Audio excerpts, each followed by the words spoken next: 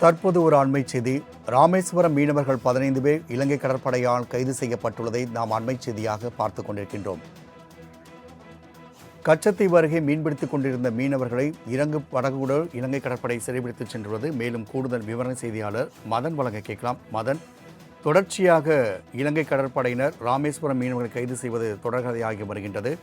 இந்நிலையில் பிரதமரை சந்தித்த போது கூட முதலமைச்சர் இது குறித்தான கோரிக்கை மனுவை அளித்திருந்தார். இந்நிலையில் இந்த கைது நடவடிக்கை குறித்தான கூடுதல் விவரங்களை பதிவு செய்யலாம்.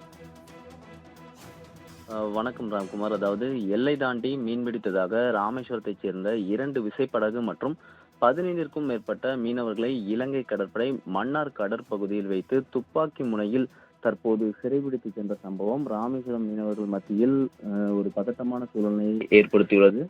அதாவது குறிப்பாக ராமேஸ்வரம் மீன்பிடி துறைமுகத்திலிருந்து நேற்று மீனவர்கள் மீன்பிடிப்பதற்கான மீன்பிடி அனுமதி சீட்டு பெற்று குறைந்த அளவிலான விசைப்படகுகளில் மீனவர்கள் மீன்பிடிக்க கடலுக்கு சென்றிருந்தனர். இந்நிலையில் தனுஷ்கோடி தலைமன்னார் இடையே மீனவர்கள் மீன்பிடித்துக் கொண்டிருக்கும் பொழுது அப்பகுதிக்கு திடீரென ரோந்து வந்த இலங்கை கடற்படை ராமேஸ்வரம் பகுதியைச் சேர்ந்த விசைப்படகுகளை மீன்பிடிக்க விடாமல் விரட்டி அடித்ததாக முதற்கட்டமாக கூறப்படுகிறது.